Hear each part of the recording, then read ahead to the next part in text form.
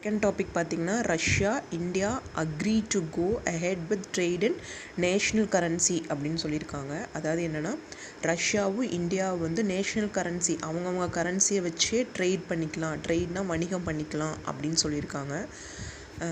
அதுதான் இப்போ வந்து 2 டே விசிட் மோடி சார் வந்து 2 டே விசிட் போயிட்டு வந்தார் ரஷ்யாவுக்கு.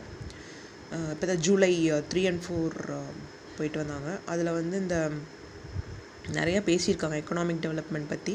அதில் எஸ்பெஷலாக பார்த்திங்கன்னா இந்த currency swabs between the countries அவங்க கண்ட்ரிக்குள்ளேயே பண்ணிக்கிறத பற்றி பேசியிருக்காங்க. அதுதான் இம்பார்ட்டண்ட்டாக இது சொல்கிறாங்க.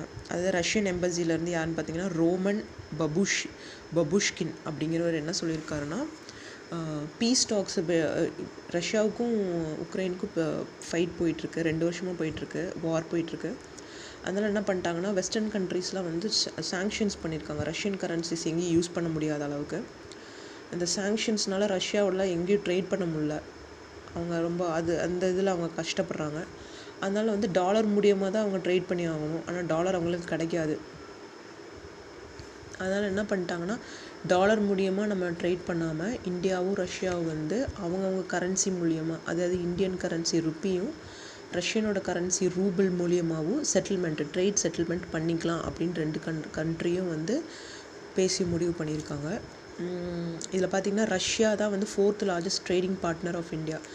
ரஷ்யா தான் வந்து இந்தியாவோட 4வது ட்ரேட் வணிகம் பண்ணுறதுலேயே 4வது இடத்துல இருக்கிறது ரஷ்யா தான் இந்தியா கூட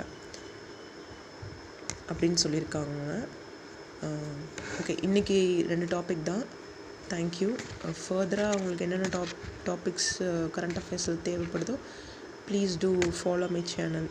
தேங்க்யூ.